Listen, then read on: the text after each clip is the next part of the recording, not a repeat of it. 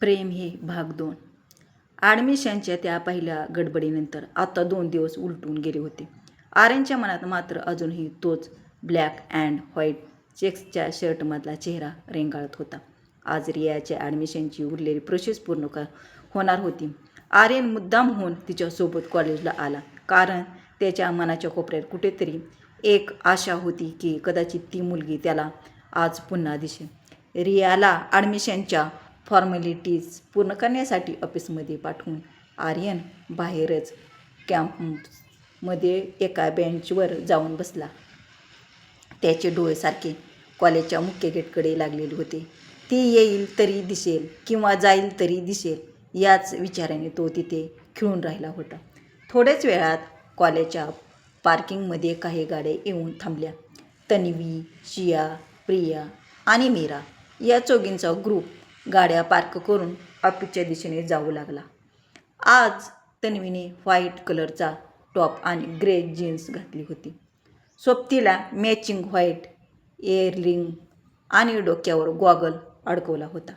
तिचे लांबसडक केस आज तिने मोकळे सोडले होते, जे वाऱ्याच्या मंद झुळकीसोबत तिच्या गालावर रेंगाळत होते. ॲडमिशनसाठी ऑफिसबाहेर भली मोठी रांग लागली होती. तन्वी तिच्या मैत्रिणीशी बोलता बोलता मध्येच खळाळून हसत होती. हसताना तिच्या गालावर पडणारी ती गोडखळी बघून बेंचवर बसलेला आर्यन स्वतःला पूर्णपणे विसरून गेला. त्याचे हृदय एकाकी जोरजोरात धडकू लागले. तो किती वेळ एकटक तिच्याकडेच पाहत होता हे त्यालाच समजले नाही. तेवढ्यात शिया तिथे आली आणि थापा टाकत म्हणाली, "बापरे आर्यन, किती गर्दी आहे ना तिथे." उभी राहून राहून माझे पाय दुखायला लागले. आर्यन अजूनही तन्वीच्याच विचारात हरवलेला होता. रियाने त्याच्या डोळ्यासमोर चुटकी वाजवली. "हॅलो मिस्टर, कुठे हरवलास? मी तुझ्याशी बोलते." आर्यन दचकून भानावर आला आणि म्हणाला, "अरे, एवढ्या लवकर झाली तुझी प्रोसेस?" रियाने लटक्या रागाने कपाळावर हात मारून घेतला. "लवकर? अरे 1.5 तास झाला मी त्या रांगेत उभी होते. तू इथे मस्त सावलीत बसून हवा खात होतास. तुला काय कळणार माझ्या पाठीचे काय झाले हाल ते. चल आता, मला या पावसाळ्यातल्या उन्हाळ्यात काहीतरी थंड प्यायचे आहे." आर्यन हसत म्हणाला, "हो ग बाई, चल आपण जवळच्या आईस्क्रीम पार्लरमध्ये जाऊया." दोघेही कॉलेज बाहेरच्या एका छानशा आईस्क्रीम पार्लरमध्ये आले. त्यांनी आपापली आवडती आईस्क्रीम घेतली आणि बाहेर लावलेल्या एका टेबलवर जाऊन बसले. तेवढ्याच शेजारच्या टेबलवरून काही मुलींच्या हसण्याचा आवाज आला. आर्यनने सहज तिकडे पाहिले आणि त्याचे डोळे विस्फारले.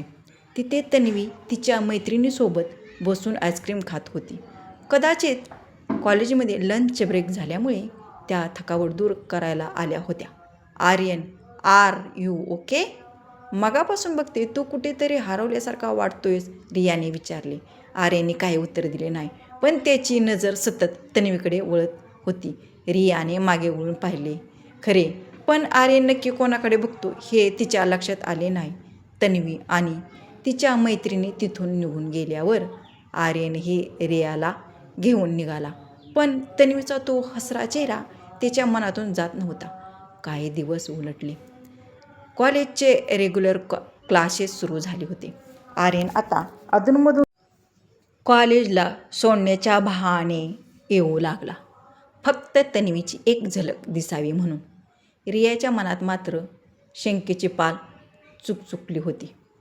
आर्यनचे वागणे बदलले आहे हे तिला जाणवत होते, पण तो कोणाच्या प्रेमात पडला असेल यावर तिचा विश्वास बसत नव्हता.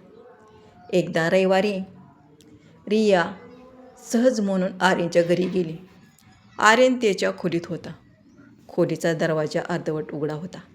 रिया आत जाणार इतक्यात तिचे पाऊल थबकले. आर्यन नुकताच शॉवर घेऊन आला होता. त्याचे ओले केस विस्फटलेले होते.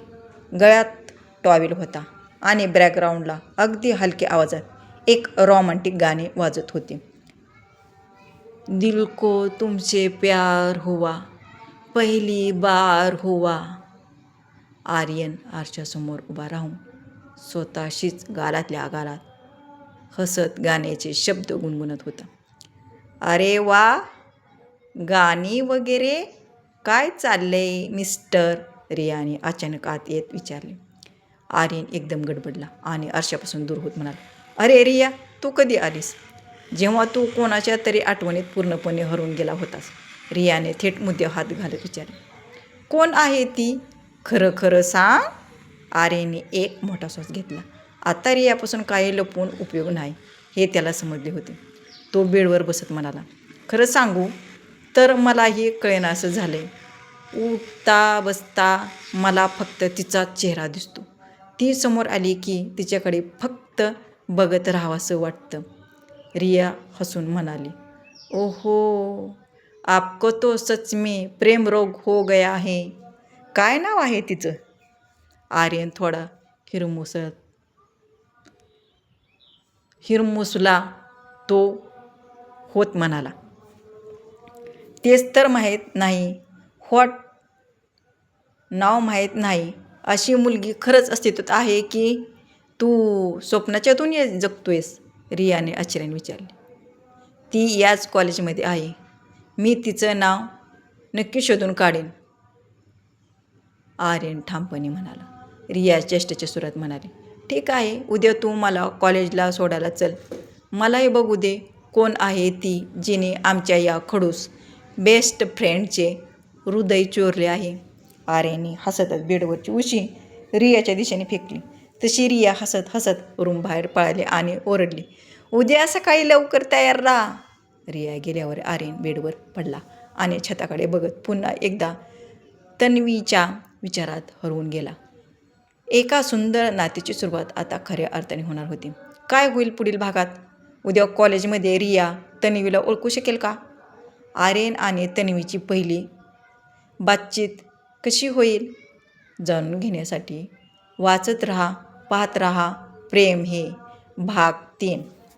आणि आपल्या व्हिडिओला नक्की लाईक करा, शेअर करा आणि सबस्क्राईब करायला अजिबात विसरू नका. म्हणजे नवीन भाग तुम्हाला सर्वप्रथम ऐकायला भेटतील.